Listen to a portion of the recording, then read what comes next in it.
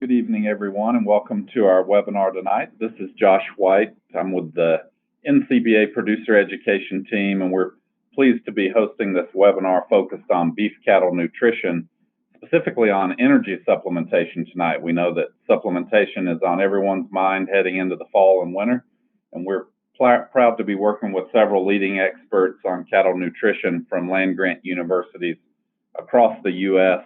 on 3 webinars. If you missed the one last week on protein supplementation, be sure and go back and check that out on our webinar page at ncba.org. You can find that recording. As a participant, if you've been on these before, you know that your line is muted, but there's a question box where you can chat in questions. And we'll get into those at the end of the presentations tonight. We'll moderate those out.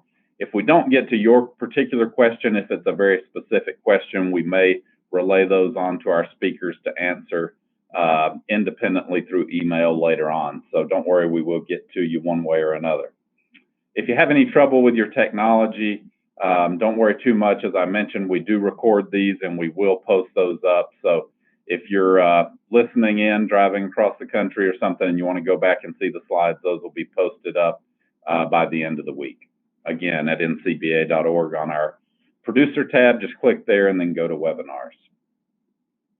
I'd like to thank our sponsor tonight. It's been a real pleasure over the last few years to work with the National Corn Growers Association on several educational programs across the country with their state affiliates, our state affiliates, and then this year working on these webinars.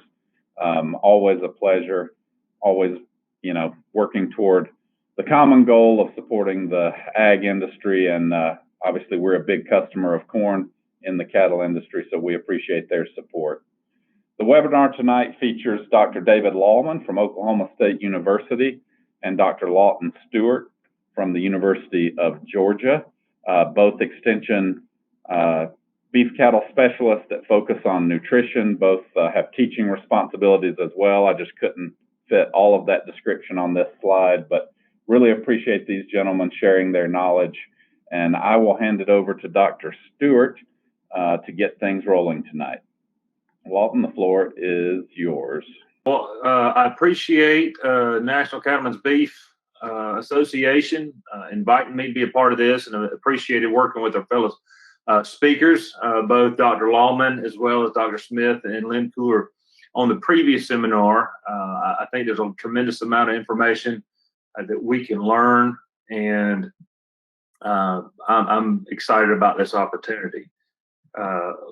So tonight, this is what we love to see, right? It's cows and good flesh, calves on their side, everything's good. Maybe even got some winter annuals growing. I realize we're from different parts of the country, but we can all agree that our goal is to have cows and good flesh going into the winter, especially if we're looking at spring calves, or maybe if we have some fall calvers with calves on their side.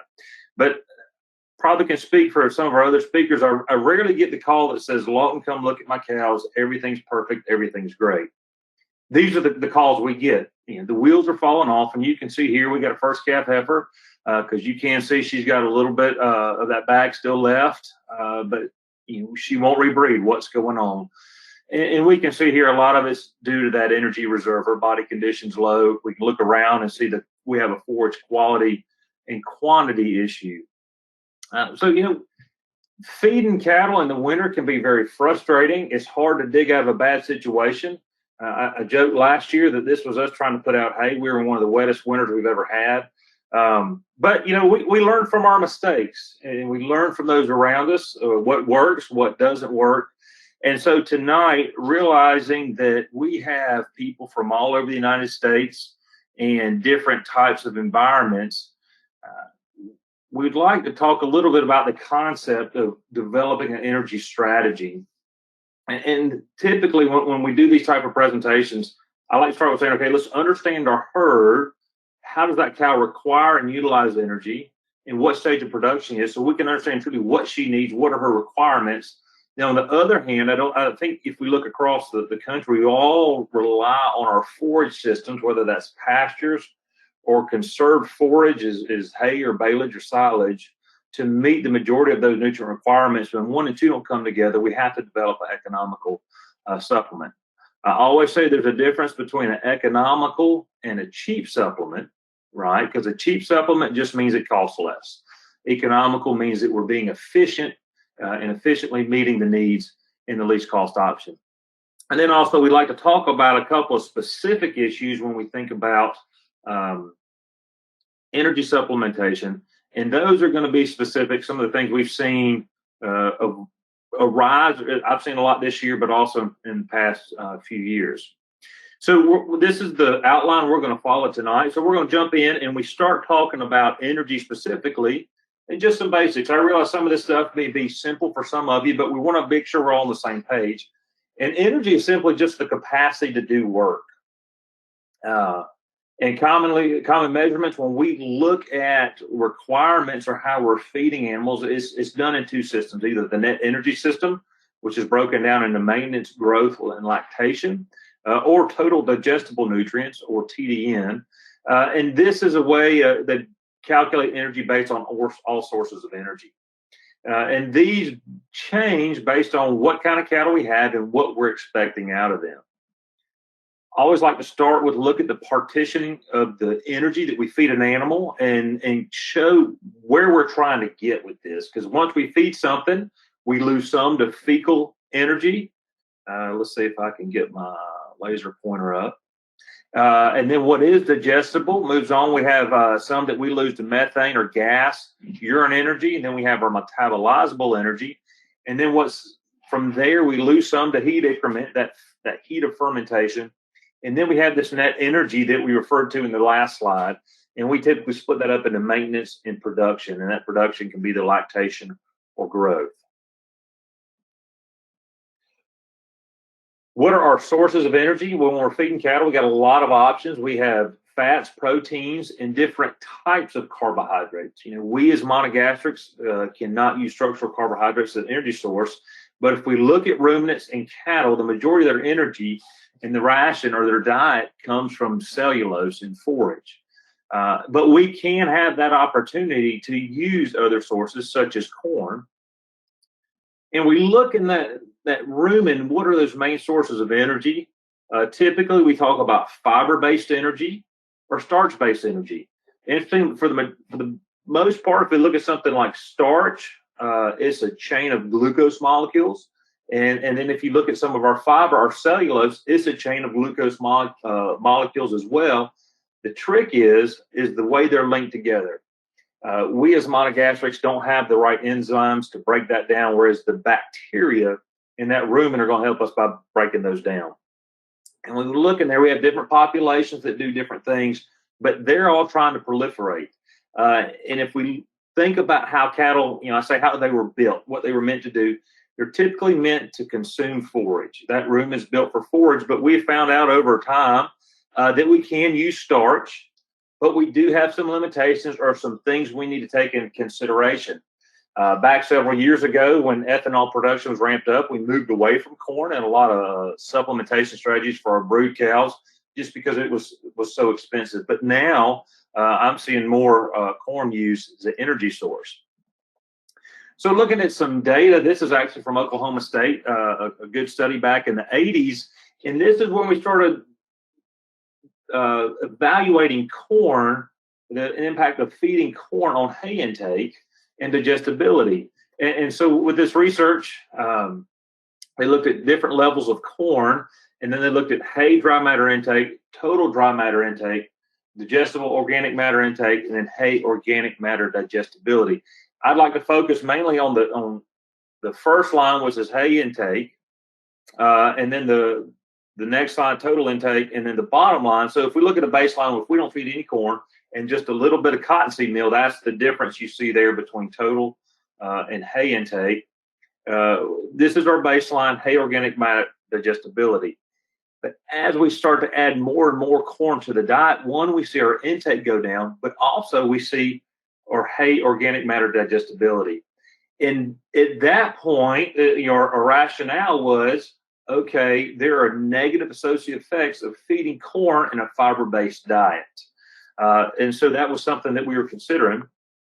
So these researchers turned around and looked at the same thing with soybean hulls, which is what we consider digestible energy. same levels of or excuse me, of supplementation, and looking at the hay organic matter intake, or digestible organic matter intake, and organic matter digestibility, and just put those numbers up there, you can see, first of all, our hay intake went up a little bit, but stayed fairly same. But if you look at that bottom line, you can see that organic matter digestibility actually stayed the same, but almost improved.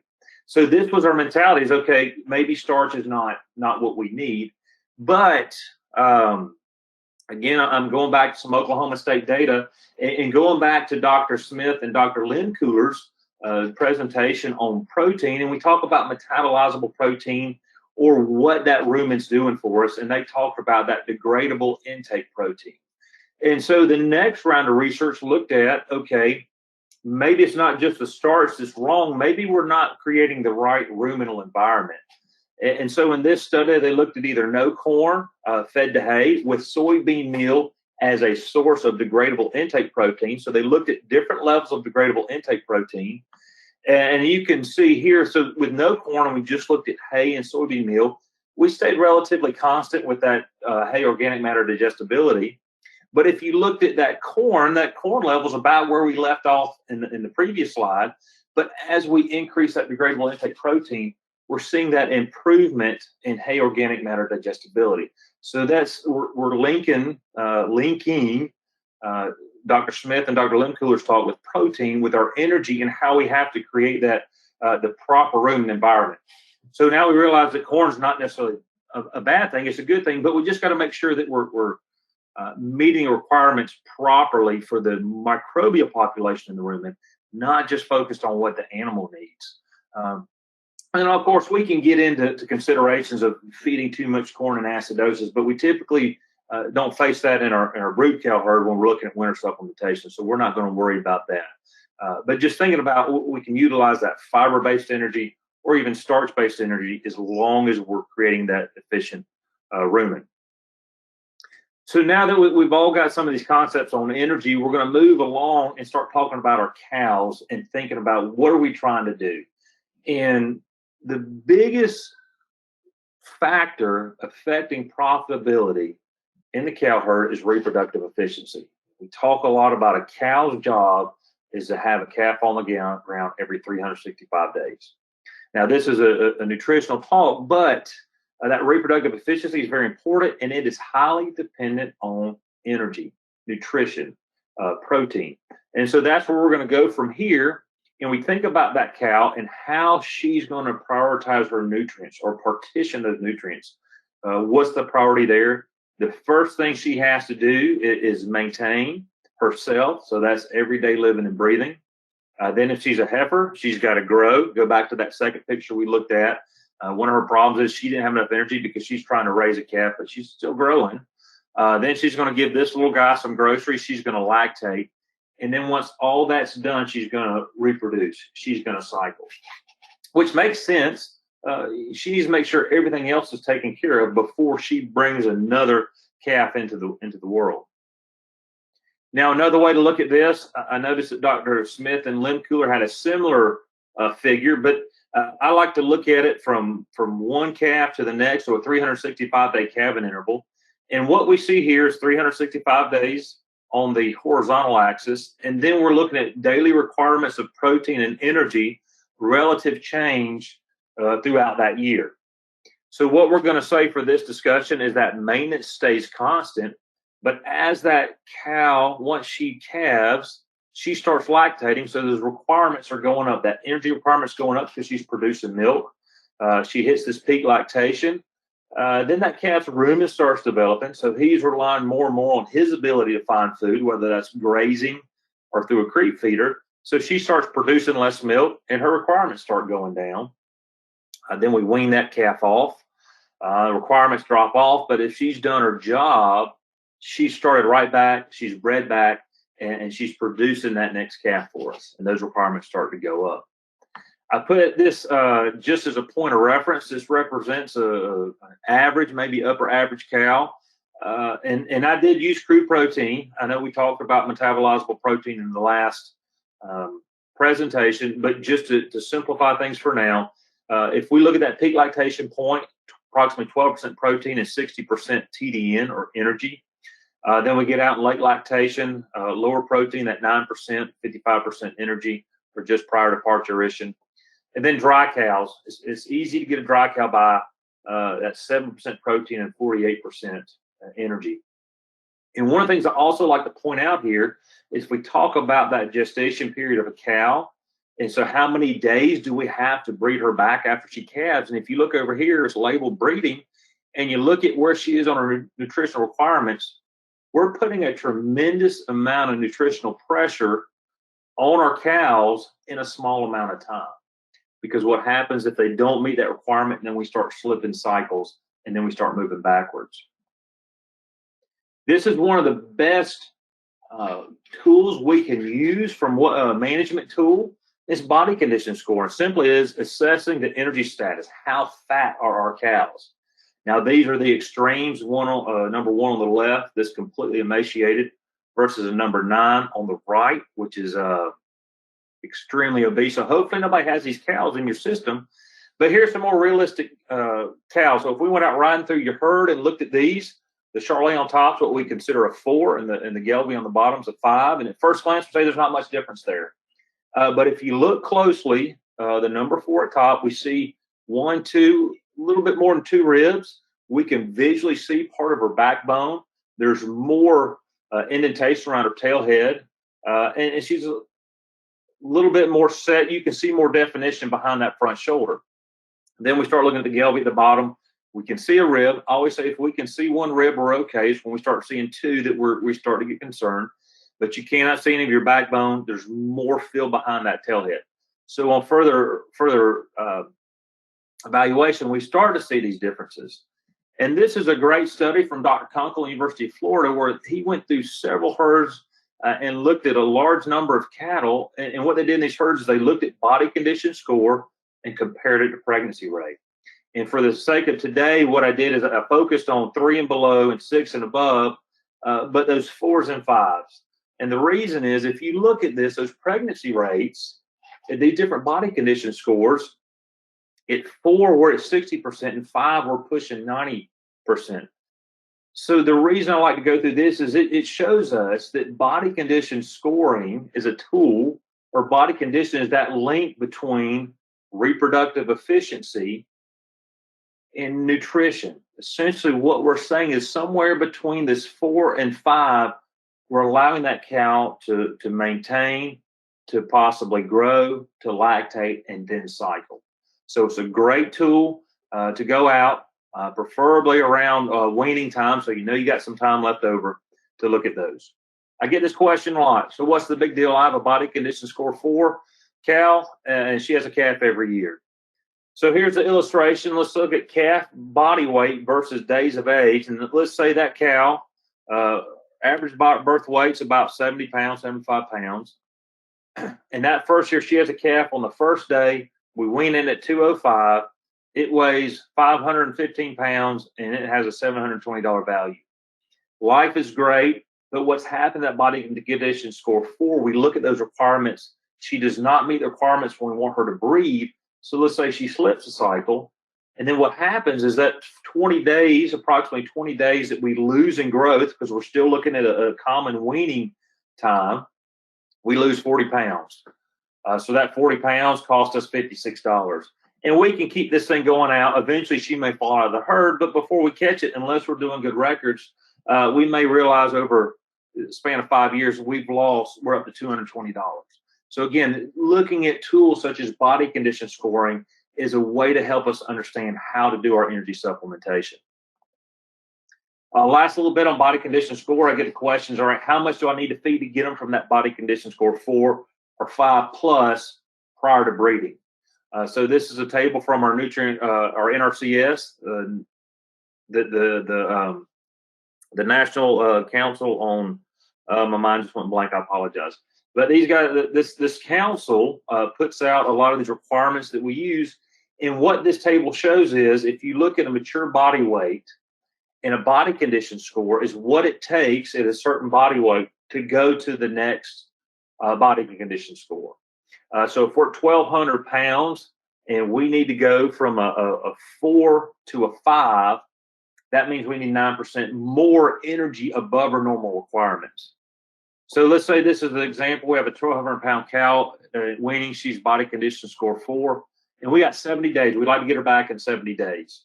So what would we need her total energy requirement to be? Well, we need 9% extra over that 9 to 70 days. We add that to what her requirement already is, and then that gives us what we need to feed her. So she needs 57% energy in that total diet now.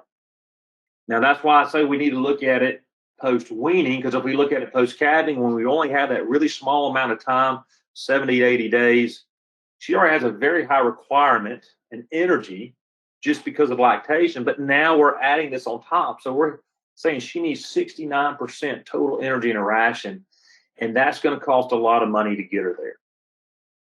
So for this part, I hope we've gone through some things to get us all on the same page when we talk about what exactly energy is, what the energy requirements for those cattle are, so then we can wrap our mind about how do we go about then putting things together from a supplementation standpoint.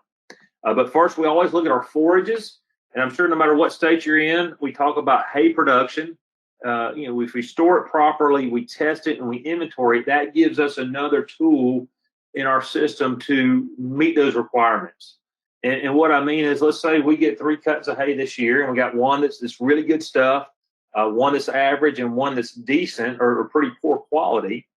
And we got 3 stages of production, and we just do a first in, first out type approach. We're feeding this higher quality to our dry cows.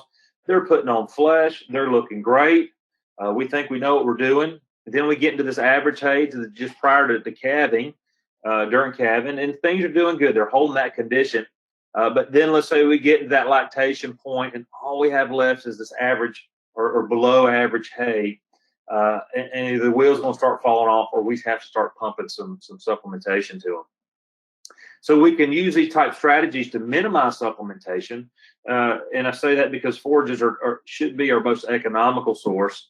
And then we can use something like this to match the hay cutting, our hay inventory, to our stage of production. But at the end of the day, the biggest return on investment you're going to make in your operation is testing your forages. Some states may not have that available. Get with your local county agent if you have a good relationship, or your state specialist, to find a route, because if you don't have one available in your state, there are commercial labs. But this is a building block for putting together a supplementation strategy. And I pulled one. I realized that every lab has a different way, but this is something where I start with the county agents and our producers is, okay, let's see what we have. Let's look at relative forage quality, our dry matter intake, as you can see up here, that gives us an overall idea of what's there. But then we get into these nutrients, our total digestible nutrients. You can see this is pretty low, 45.8, 10.3% protein. But this is a wealth of knowledge, because then I'm also going to come down here and look at this dry matter. And for hay, that's wet hay. And so we're going to run into problems either from a barn burning down or from a moldy hay. But this is the starting point from looking at what our supplementation strategy should be. Because one of the things that I did here, we have our Master Cattlemen's program that we do twice a year throughout the state. And what we've started doing over the past couple of years is we will offer a hay analysis to a producer if he or she will give us a survey back. And essentially what we're doing is we're looking at, hopefully, people that don't typically use hay analysis, and we want to compare what they think they have versus what they know they have. So I'd like to kind of show you an idea, and this tells us where we need to go, helps us think about our mentality. Because one of the things, if I'm talking to a producer and I say, well, how good is your hay? I typically get one number, and that's the protein value. Oh, it's 10%, it's 12%, it's good hay. But I find out we're falling short. And here, so if we look at samples, and if you look at this, each one of those dots represents a hay sample. And then the box, the upper and bottom, that total box represents 50% of the samples. And then we got our quartiles on each end. But just for a point of reference, I'm going to pull those requirements that we talked about earlier. And so you can see that 25% have higher protein, or at least meets that protein requirement for that lactation, whereas 75% pretty much meet the requirements for late lactation, and anything's good for a dry cow. But then we turned around and took those hay samples or the energy and looked at it, same setup. And if we bring these in here and look, we only had one sample really that met the requirements from an energy standpoint. 25% almost met it for late lactation, but most of them were good enough for a dry cow. And I show this to illustrate that if we focus on that protein, which is definitely a significant nutrient we need to, but if we just focus on the protein and lose sight of energy, we can cause ourselves some problems. And again, I'll say I realize that there's people from all over the United States. I'm in Georgia, where we use a lot of Bermuda grass hay and maybe some fescue, a little bit of Bahia grass down in the south. And so we typically see decent protein compared to other parts of the country, but I definitely think we still see some energy issues throughout the country. But so if we summarize what we saw, 83% of those producers underestimated the protein. So if they said, well, I only got 10%, they actually had 12%. But half of those overestimated energy. So they thought they had more than they did. And I took one producer as an example of the overestimation of energy. And this producer estimated their energy value was 60%. So that's perfect. It's great for those cows, but it was actually only 55.5%. And you may say, well, that's not much difference, only 4.5%. But if you look at that curve and where that cow will finally meet that 4.5%, that 55% will meet her requirements and allow her to cycle, she may slip 2 cycles in the breeding season. So we're thinking we got plenty of energy. We're not supplementing. But if we'd only known, like we showed in that last example early on with the body condition, in this situation, that calf's will be about 80% lighter at calving just because it's got 40 days less of growth because it was born 40 days later in the season. And if we said that the calf prices were $1.50, I realize they're all over the place right now, but it made my math simpler. We lost $120 right there just by not knowing the situation and what energy we needed. And if we'd only known, it'd only take us about 4 pounds of corn gluten or something else similar, maybe even a little bit of corn and soybean meal, at $190 a ton. It would cost us $23 to feed that single cow for 60 days in order to maintain that body condition. And so what we're saying is that $23 investment in feed for that one cow returned us $120, which is pretty significant return on investment. I don't know any stocks in the stock market that are going to do that well. So switching gears a little bit, then when we talk about that fiber, I mean, NDF, neutral detergent fiber, is a term we use to quantify the total fiber in a forage. And so if we look at fiber level in the diet and how it affects intake, that's another thing that's very crucial, not just what nutrients are there, but can that animal consume it? And what we see is actually, if we increase fiber in the diet to a point, we may actually see increase in intake because we're increasing what we call physically effective fiber. And we won't get too far in the weeds on that. Essentially, we're meeting those requirements. We're allowing that cow to ruminate. You'll see them chewing on the cud more. So it allows them to consume more, keeps that rumen function going. But as we start getting higher and higher and higher in dry matter, in fiber, we see our dry matter intake goes down because those cows cannot break down the fiber. Those bugs cannot break down the fiber.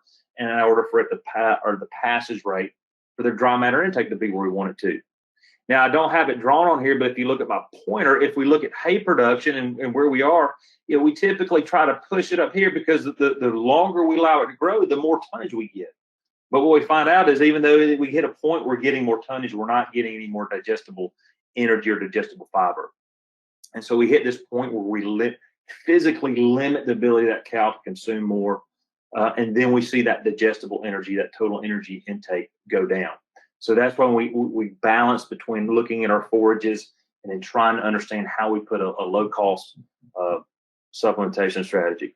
Now, this next slide, I don't know who's eaten their dinner yet, but I am going to show you a picture from a necropsy, from a low-quality forage problem we had.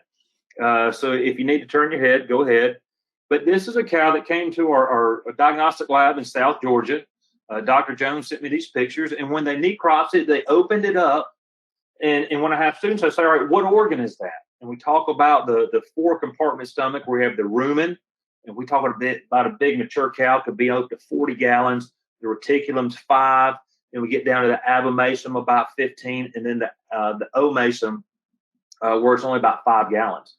So students say, oh, well, that's the rumen. It's huge compartment. Actually, that is the abomasum. This animal, and also back up and say that animal, based on the frame size, probably should have weighed 1,200 pounds. Very under condition, body condition score 2. But then they look inside, and this is what they found, and that is undigested forage. So we have an impacted digestive tract, and so this animal, 1, died, starved to death with its belly full. But 2, they had this ruminal impaction, abomasal impaction, which also caused trouble. So I show this. The reason is actually this was a cold winter following a really wet summer, where we could grow a lot of forage, but we just couldn't put the days to get in the field to actually harvest that forage. So we had very mature forage, and so that was the situation. But I know this year, fortunately here in Georgia, knock on wood, we've had ample moisture and been able to harvest hay this year. But in other parts of the year, there's drought issues going on, so hay may not be as easy to find. And we hear the saying, well, it beats a snowball. It has not good quality forage, but it beats a snowball. But in this situation, they had some very low quality hay. They did not meet the requirements, energy or protein for that matter, to allow that animal to function properly. And ultimately, they lost the cow. The next phase would be develop an economical supplement. And I'm going to revert you back to Dr. Smith and Dr. Lemcooler's talk, where they talked about looking at price per unit of nutrient. Same thing you did for protein, you'll do for energy, so that you can identify that economical supplement that matches your system. So we're not going to go into the math of that. And being from across the country, there's a lot of different things we can use. But with that, I'm going to turn it over to Dr. Lawman, and he's going to go through a couple of specific issues related to energy. Thank you, Dr. Stewart. Well, I welcome everyone. And as Dr. Stewart said, it's a privilege and honor for me to get to visit with you all tonight. It'd be interesting to see where everyone is from. But yeah, so Dr. Stewart's commented several times about the sources of energy, and then also he's mentioned know your herd, what the requirements are, what their needs are. And so I want to spend a little bit of more time digging into those things. We thought maybe fat supplementation would be a good topic that folks have a lot of questions about and get a lot of questions about. So I want to spend just a few minutes talking about it in a little bit more depth. So, but there's considerable amount of research conducted on this question, different types of fat, not a whole lot in the cow-calf segment relative to the timing of supplementation, relative to fat. We have a lot of producers that like to use, an interval feeding strategy. And so if they determine how much protein and energy they need, and if it's small enough amount, they'll deliver it, say, 3 days a week instead of feeding every day. And that's more difficult to do with fat because the general guideline for a forage-based diet is no more than about 3% of the animal's total diet in supplemental fat. Okay, so if you start out with a diet, generally a forage-based diet is going to be 2.5% fat, and so if you add another 3% to get to the maximum, you're right there at 6% total dietary fat.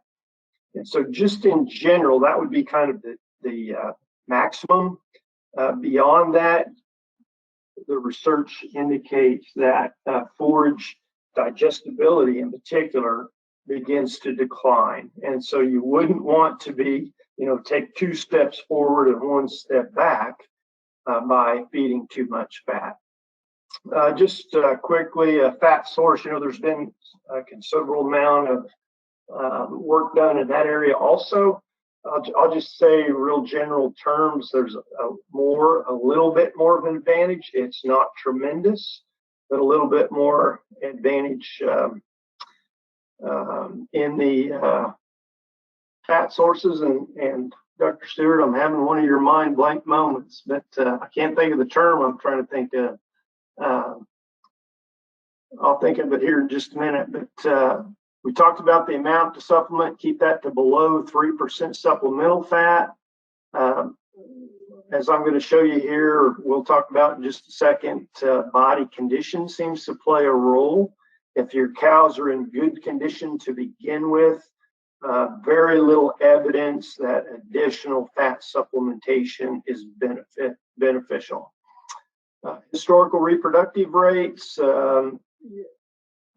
So if your cows, and you just don't typically have a problem, let's say if your weaning rate is 85% or above, if you have common pregnancy rates in that 92 to 95% range, you'll be hard pressed to show an advantage to fat supplementation. And then, it gets down to cost effectiveness from that standpoint. I'll show you the data here, but relative to, you're just not going to be able to depend on it in terms of being a silver bullet to fix a huge reproductive problem or cows that are way behind, as Dr. Stewart just discussed, relative to body condition. So that means that you do need to be intentional about the cost per unit of energy that it's providing. And a lot of times a fat source is going to be fairly expensive, even though it is more dense in, fat concentration, they're also more expensive. And so you just need to be aware of that, see what it's adding to the cost, because in terms of some, magic potion or overcoming major problems with pregnancy rate or body condition, it's just it's a good source of energy, but it's not going to be something that'll fix those problems automatically.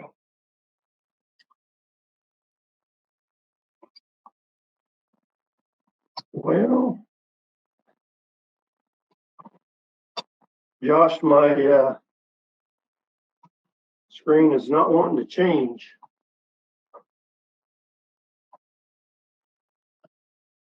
Try your arrow keys or click on the screen and then try how you usually do it. Okay, there we go. Okay, so just going to give you a real quick literature review on this fat supplementation issue. And I told you it's probably not going to be a magic bullet relative to pregnancy rates. So let's just take a real quick look at some of these experiments. So here you see a number of studies that were conducted. I've got the author over here on the left, cow age, whether it's a heifer or a cow, supplement timing, and these are studies that were conducted prior to calving up to the point of calving, the amount of fat provided there in that fourth column, the fat source. And then on the far right, you see the treatment pregnancy rate, and then the control group on the right would be the pregnancy rate for the cows that were not fed the supplemental fat source. And so you see in this series of studies, they only were able to show one experiment or two experiments where they actually found a statistical improvement in pregnancy rate. So here's another set of experiments. These were conducted from calving time to some point beyond calving. The first one there, for example, is from calving to the first estrus. The second experiment there is from calving to 30 days post-calving, so a relatively short supplementation period. And that third one, 61 days post-calving to 176 days post-calving. You can see the variation in the amount of fat that was fed again, the source of fat that was provided, and then on the far right, once again, the treatment pregnancy rate is shown first, and the control or no fat supplement pregnancy rate on the right-hand side. You see one of those studies show that benefit, at least a statistical difference. And so, just to summarize on that topic, at least in terms of reproductive efficiency, there does seem to be a little bit of improvement in first service conception rate. Not a lot of experiments have tracked that to this point, but in 3 of 14 studies that I've shown you here, those are the only ones that they were able to detect a significant improvement in pregnancy rate. Positive responses are unlikely with adequate body energy stores or adequate basal diet nutrient availability. If you've already got inexpensive protein and energy sources available on your farm or ranching system, additional fat supplementation, particularly if the cows are in good condition, probably not going to be very beneficial. You could likely expect greater response with thin cows or limited nutrient availability, such as drought, maybe situations where you're calving late in the winter, perhaps a fall calving system. The response does seem to be more reliable with low overall pregnancy rates. So consistently, you seem to be having a 65, 70, 75, 80% pregnancy rate. That might be a situation where you would want to try implementing a fat supplementation strategy. Okay, well, let's switch gears and let's talk just for a few minutes about this idea that we often talk about in the beef cattle industry called a genetic by environment interaction. And we're going to talk about this in terms of energy supplementation. So what I want to show you here is a classical experiment that Dr. Jenkins and Farrell published back in 1992. Now, these cattle were probably, they would have probably been bred and born then, somewhere around in the middle 1980s. And so, these cattle represented genetics from a long time ago, nearly 40 years ago. And so our cattle have changed a lot, and that's partially what I want to show you here in this slide. So what you have here is in this first experiment from back in the late 1980s, actually published in 1992. On the x-axis on the bottom there, what you have is a relatively low energy feed provided per day, and then incremental increases in the amount of feed provided to make sure that those cattle got better and better energy more and more energy as you move to the right on that x-axis. And then on the y-axis over there on the left, you see the milk yield as these different breeds of cattle responded to increasing energy availability. So, they're at the Meat Animal Research Center. They have several breeds that they've worked with for many years. And this first group here is the Angus cows that were probably a very good representation of the industry's Angus genetics at the time. And what you see is that as more energy is provided, milk production is relatively sensitive, right, to the availability of energy. So if your environment, let's say here in Oklahoma, a fall calving system, our forage is probably pretty close, the energy content of our forage pretty close to the left-hand side of this graph. And so without supplementation, there's no question that the environment would limit the milk yield or milk production in that set of Angus cows, even cows that were near 40 years or bred near 40 years ago.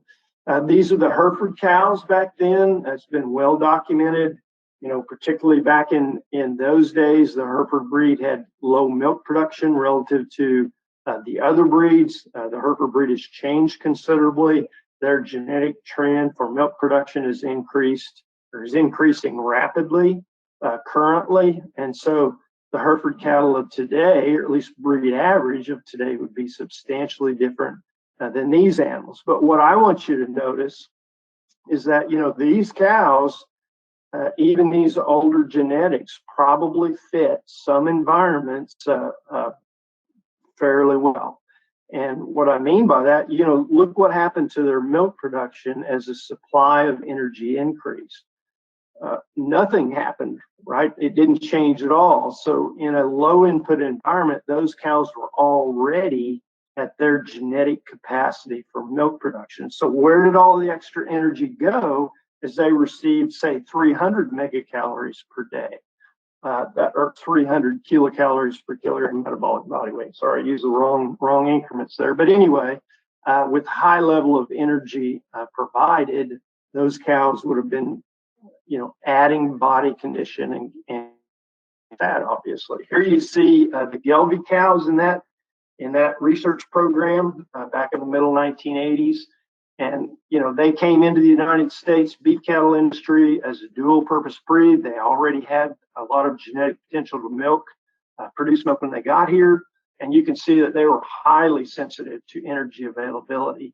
Honestly, it wouldn't make a whole lot of sense if you had a fairly tough environment, a difficult environment from a forage quality standpoint. If you're in a fall calving system, like I mentioned here in Oklahoma, to have these cows that can produce, 1,100, this is kilograms of milk in 100 days. So somewhere in the neighborhood of 2,300 pounds of milk in 100 days. And so, it just, perhaps if your environment is more difficult, and in other words, over there at the 200 level or thereabouts, what you would have is a factory that is not producing any more widgets because it doesn't have the energy to do so. This is the 2017 Angus. Is a similar project we did here at OSU just a few years ago. Courtney Spencer and Corbett Bailiff. And these cows are probably 1,250 pound Angus cows in a body condition score 5. 4 years in a row, we milk these cows at peak lactation, and they're given somewhere in the neighborhood of 30 to 33 pounds of peak on high quality forage during the month of May here in Oklahoma. So probably our peak forage quality, these cows are able to produce some very substantial amount of milk. And so, even the Angus cattle of today are much different from a genetic capacity standpoint. Okay, so why does that make a difference? Well, not only is it important from a cost standpoint and providing the right amount of energy supplementation standpoint to match your cows to your forage resources. If you were to max out either these Gelbvieh cows or the Angus cows more recently, that requires feeding a lot of a diet that's around that 70%, which is real close to Dr. Stewart's, I think he said, 69% it required to get that cow to gain one body condition score in 70 days. Okay, so one more example, and this is another study that actually the same set of cows. So just recognize that as we talk about this slide and the principles that are represented here, I want you to recognize that, these are those cows with high capacity for milk yield. And so they are responding to the environment. And once again, you've got incremental increases in energy availability from the left to the right. Down there on the x-axis, I've got the pounds of feed that we provided each day. And this is a diet that's right around 70% TDN. Up there at the top, you see each pound of feed contains 0.71 megacalories of net energy for maintenance. So just for perspective, that's a diet that has about 35% roughage, ground hay, and about 65% distillers and corn and perhaps some other commodities. So a pretty high quality diet, particularly for a cow. But we limited the amount down to a little bit less than 20 pounds all the way up to 33 pounds in these cows. The blue line here in this graph represents the maternal tissue gain. Okay, and then the red dots and the red slope represents the increase or the sensitivity to milk production to the energy availability, much like the previous slide. So notice that down here on these cows, when they're provided about 20 pounds of that high quality diet, which would represent probably the highest quality forage we ever have in Oklahoma, they didn't gain any weight at all. This is zero retained energy from a maternal tissue standpoint. So they were just holding their own. They, as Dr. Stewart said, you know, their first priority is maintenance. So a big chunk of this 20 pounds is going to maintenance, but they're still producing milk. And then as you go to the right, notice that you're not just increasing cow body condition, right? And we often think of it that way, I think, providing energy.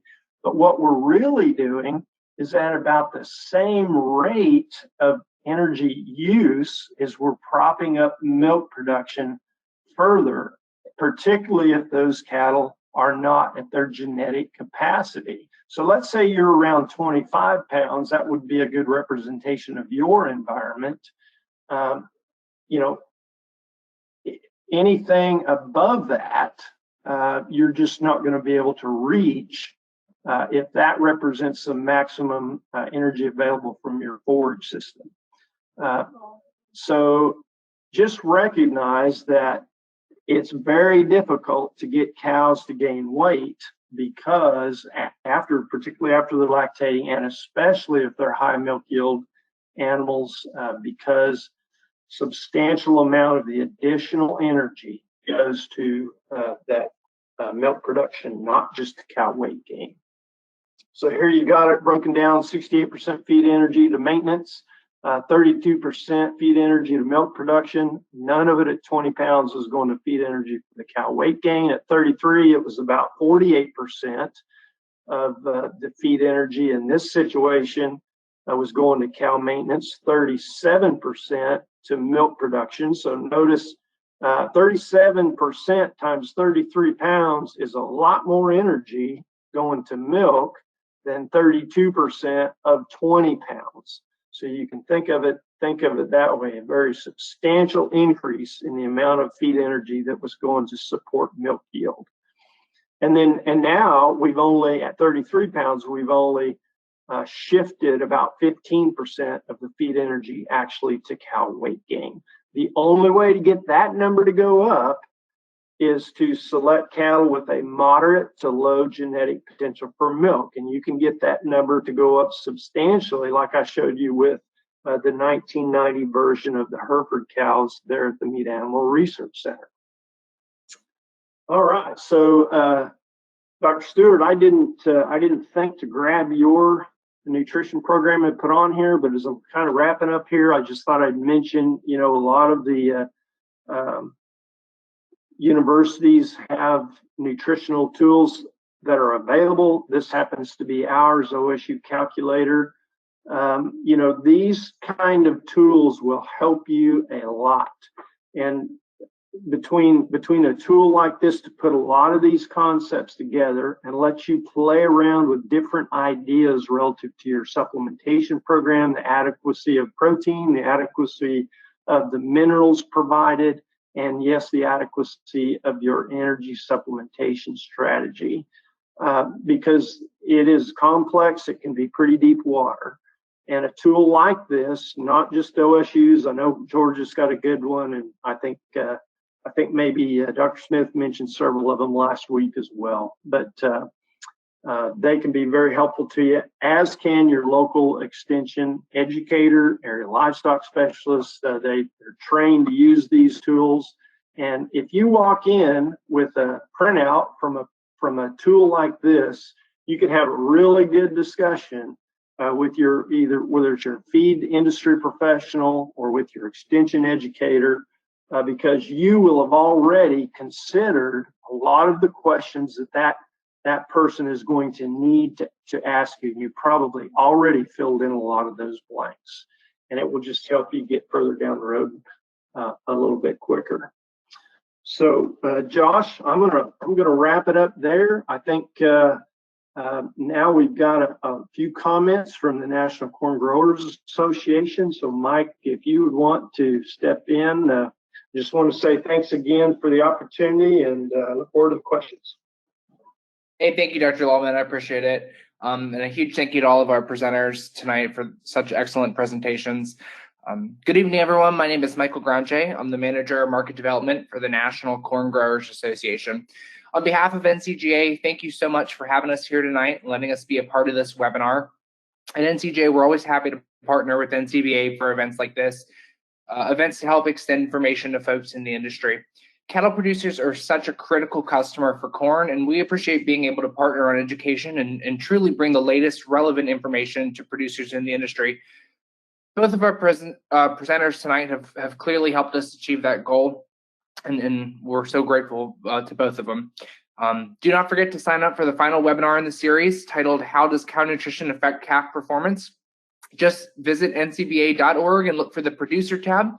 Click webinars for all of the relevant information. And as we move into our question and answer session for tonight, please remember to type your questions into the question chat box. And let's get to your questions. Thank you again for participating in the webinar tonight, and I'll hand it over to Josh White with NCBA to moderate tonight's question and answer session. Thanks, Michael, a bunch. And before we get to questions, I did want to do a quick plug for our Stockmanship and Stewardship program, which is also moved online this year and is free.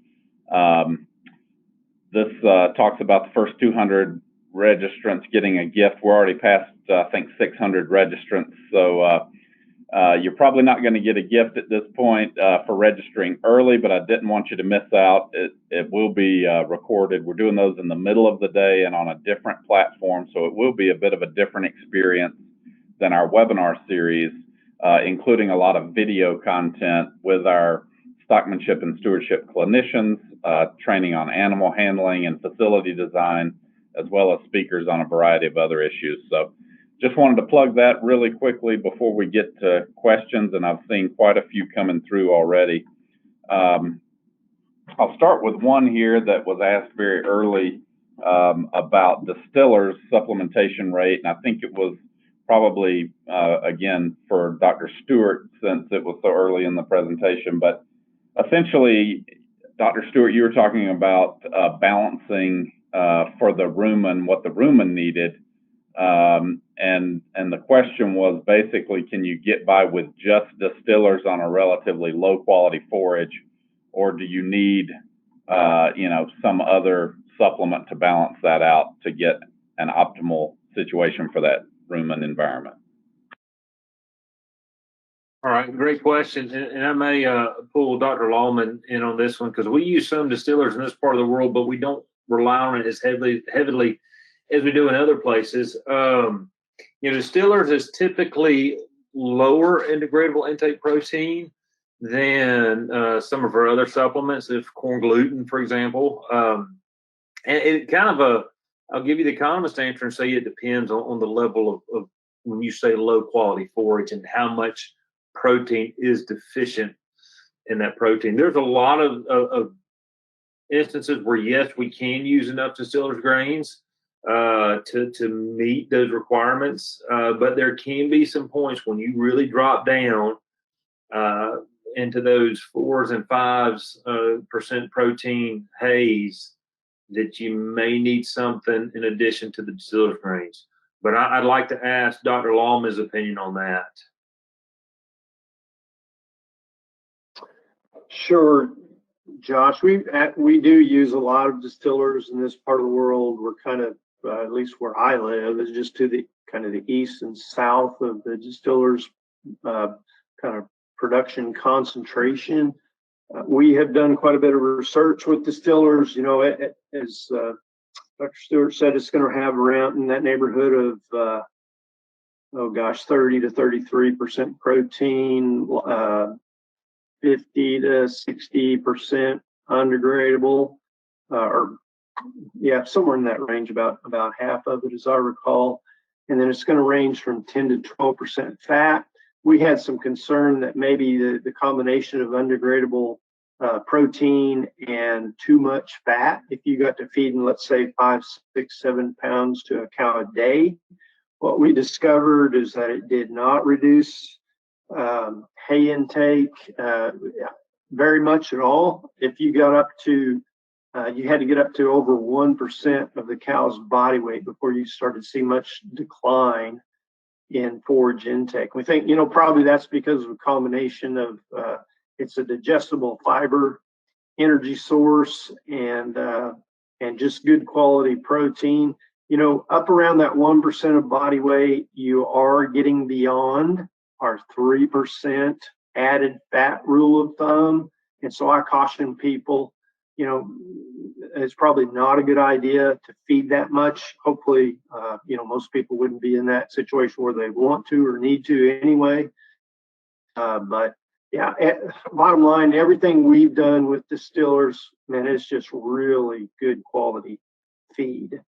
And it performs exceptionally well compared to the other combinations of the standard or traditional commodities that we have available here in this neck of the woods. Excellent. I think you definitely answered the attendees' question on that. Thanks, guys. And Dr. Lawman, you showed a chart that showed the increased supplementation, increasing both growth or putting weight back on the cattle and rolling over to increased milk production. I guess the question really is that larger increase in milk production economical, or would you be better off supplementing the calves directly at that point with that really high level of feed you were showing?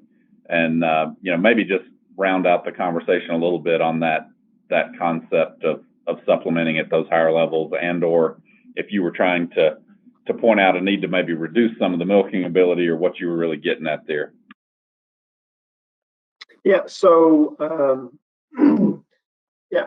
I think so. My primary point was that basically Dr. Stewart covered it, maybe just in a little bit different way, showing how much TDN and protein it would take to get a lactating cow to gain body condition. You're already way behind the 8 ball at that point. And so, yeah, we definitely don't, we try to calve in a body condition score 5 and so on.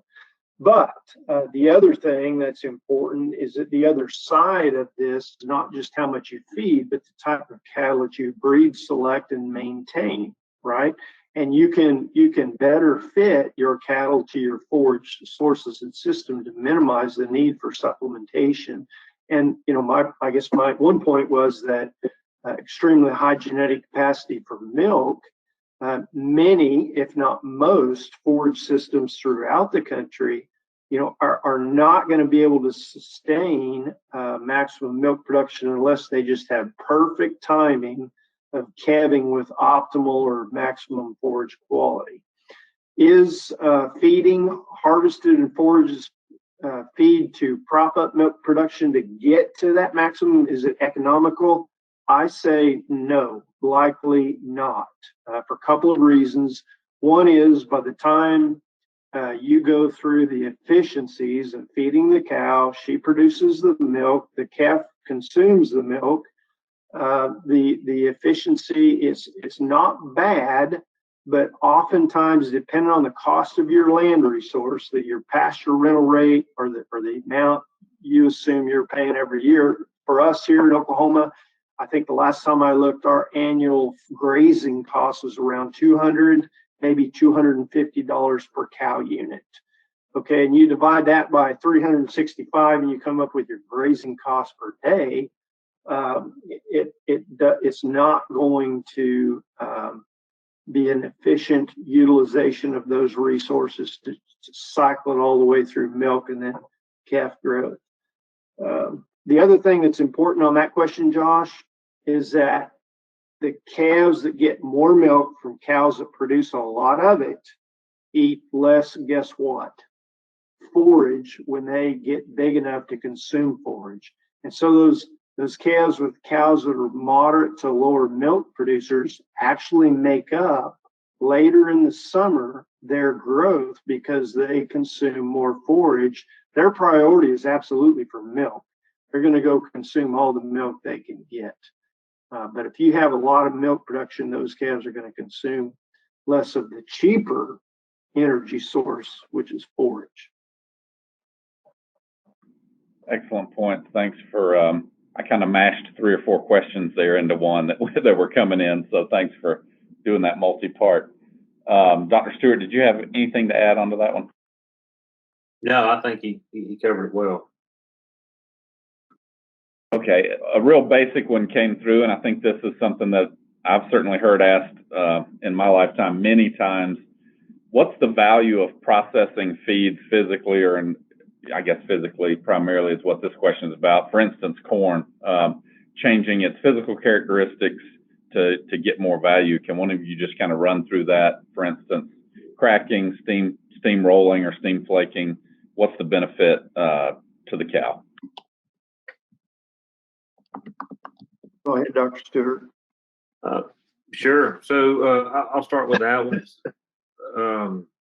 So essentially what we're doing by processing it is to increase surface area to increase digestibility. So as we go from whole shell to crack to a coarse grind to a fine grind, we're increasing the efficiency in which that animal can utilize the starch. And then we get into things like steamroll process. This even different. And the first step is if you go from a whole shell to cracked to ground, you're going from you're improving your digestibility from anywhere from 5 to a little over 10%. So my statement is always, my recommendation is, does the cost benefit of improved efficiency, or does the increased cost in that processed grain, is it going to result in that much more gain in the animal? And sometimes it does, and sometimes it doesn't. It just depends on the price or how much the difference is in the price, and whether you're doing it yourself. There still is a cost involved with running that machine versus buying cracked versus whole shell corn.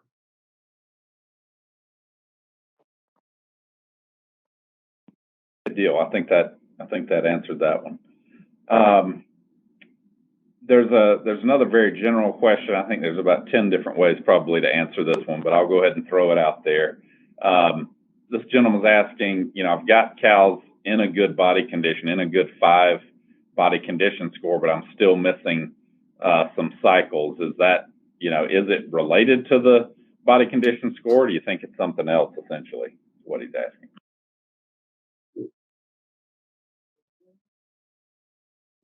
Well, is a body condition score of 5 good enough for him to be cycling back promptly, I guess, is what he's saying. Yeah, I mean, it should be. I'll put it that way. It should be. And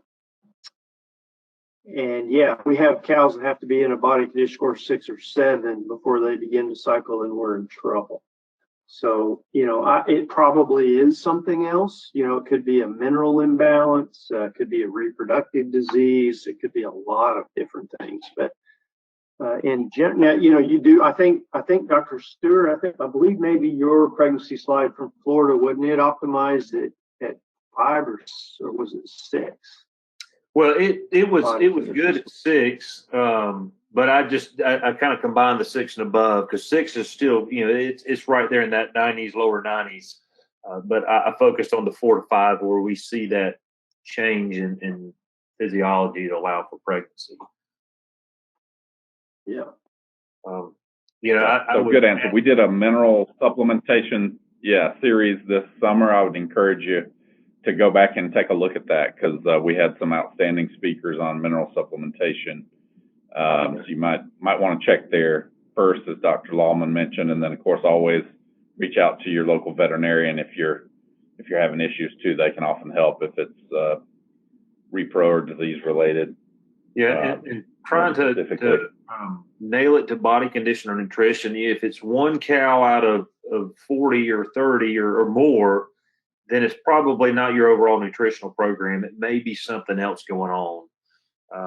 But yeah, I would say go back and watch those mineral things. We see a lot of mineral deficiencies causing some of our issues in reproductive efficiency in our part of the world.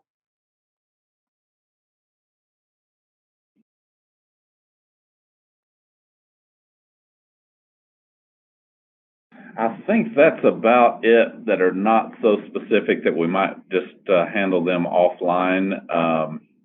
Do have a few more comments coming in. One, since we're talking minerals, if either you want to speak to concerns with mineral when feeding distillers grains, is there a typical change in supplementation that you need to do when feeding dried distillers?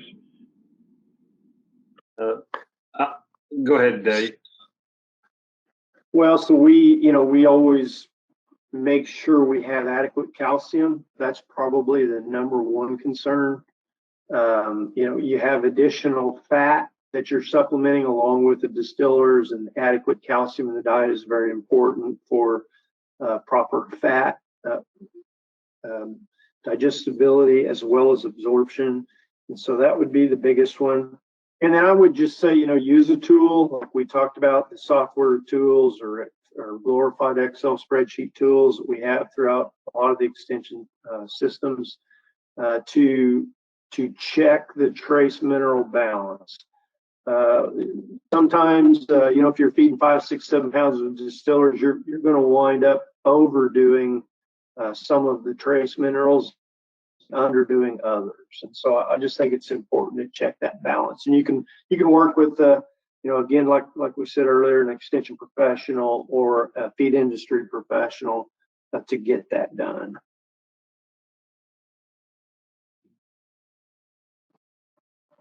Great. Well, I think that's about it. Thank you again, gentlemen, for a great talk tonight and being part of this series. Don't forget to join a week from tonight for the fetal programming oriented talk, which will also be really good. A lot of research coming out even yet, and we'll probably hear about some of that that's already come out and some that's in the works. Yes, sir. My brain freeze. It just came undone. Polyunsaturated fats is what I was trying to think of. So a little bit of advantage to the polyunsaturated fat sources compared to the saturated fat sources. So sorry to interrupt you. No, I'm glad you were able to get that out before we left. That's perfect. And I'll forward some of these other questions on to you, gentlemen. And thanks again. Any parting comments? And we'll let these folks go watch the World Series. That's right. No, great opportunity. Appreciate everybody being here. If there's anything else we can do, don't hesitate to email. But definitely utilize your local extension and those specialists and county educators and agents to help problem solve on some of these issues. Thank you. Sounds great. Thanks, everyone. Have a great night.